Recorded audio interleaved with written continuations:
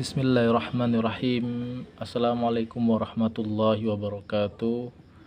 Nama saya Almen Sakub dari kelas 7D, nomor NIM 2201011111. Baiklah, saya akan menjawab pertanyaan ujian pertengahan semester. Yang pertama adalah sosiologi pendidikan. Sosiologi pendidikan adalah cabang sosiologi yang mempelajari hubungan antara pendidikan dan masyarakat serta pengaruh pengalaman sosial terhadap proses pendidikan. Peran utamanya dalam dunia pendidikan adalah menganalisis dinamika sosial di sekolah, memahami pengaruh lingkungan luar terhadap pendidikan, dan membantu sekolah mengembangkan kebijakan yang lebih efektif serta memecahkan masalah-masalah pendidikan dengan pendekatan sosiologis. Yang kedua, tokoh yang berpengaruh di dalam sosiologi pendidikan ini contohnya adalah Emil Durkheim dengan teori fungsionalisme. Penjelasannya adalah melihat pendidikan sebagai salah satu institusi sosial yang penting untuk menciptakan kohesi sosial dan stabilitas sosial. Sekolah berperan untuk menyalurkan pengetahuan, keterampilan, dan yang terpenting adalah nilai-nilai dan norma-norma masyarakat agar individu dapat berpartisipasi dalam masyarakat yang lebih luas.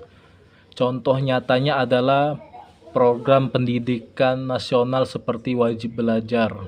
Program ini bertujuan untuk memberikan pengetahuan dasar dan nilai-nilai bersama yang diharapkan dapat membentuk warga negara yang terintegrasi dalam masyarakat.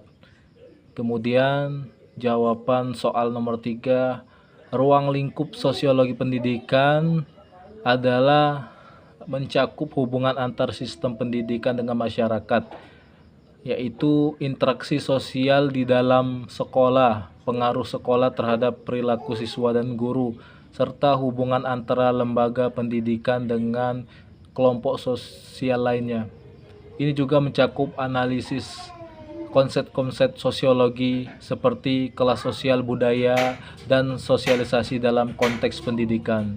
Kemudian jawaban soal nomor 4 adalah hubungan antara pendidikan dan masyarakat adalah timbal balik dan saling bergantung, di mana pendidikan menjadi sarana untuk mengembangkan individu agar dapat berkontribusi pada masyarakat.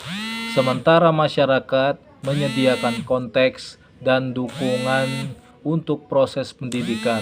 Pendidikan membentuk anggota masyarakat yang berkualitas melalui transfer pengetahuan dan nilai, sementara masyarakat menjadi tempat penerapan hasil pendidikan dan mendukung kelancaran prosesnya.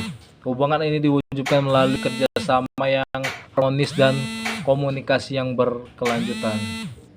Kemudian jawaban dari soal nomor 3, dari perspektif sosial pendidikan tentang banyaknya media belajar. Ini memiliki dimensi yang kompleks yang dapat dianalisis melalui beberapa pendekatan utama, yaitu fungsionalis, konflik, dan interaksi simbolik. 1. Perspektif fungsionalis. Perspektif fungsionalis melihat banyaknya media belajar sebagai sumber daya yang dapat mendukung fungsi pendidikan dalam masyarakat, yaitu sosialisasi, peningkatan keterampilan, dan penempatan sosial. Peningkatan kualitas dan akses. Semakin banyak media, semakin luas akses terhadap informasi dan sumber belajar yang berpotensi meningkatkan kualitas pendidikan secara keseluruhan.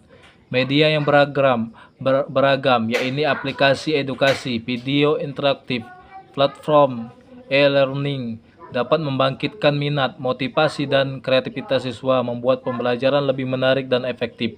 Kemudian adaptasi sosial. Ketersediaan berbagai media membantu institusi pendidikan beradaptasi dengan perubahan sosial, dan teknologi memastikan peserta didik memperoleh keterampilan digital yang relevan untuk masyarakat modern. Yang kedua, perspektif konflik. Perspektif konflik menyoroti bagaimana banyaknya media belajar dapat memperkuat atau mengurangi ketidaksetaraan dan stratifikasi sosial yang sudah ada. Kesenjangan digital. Ini menjadi isu utama adalah akses yang tidak merata meskipun media belajar banyak tersedia. Akses terhadap media berbasis teknologi seringkali bergantung pada status sosial ekonomi atau SSE siswa.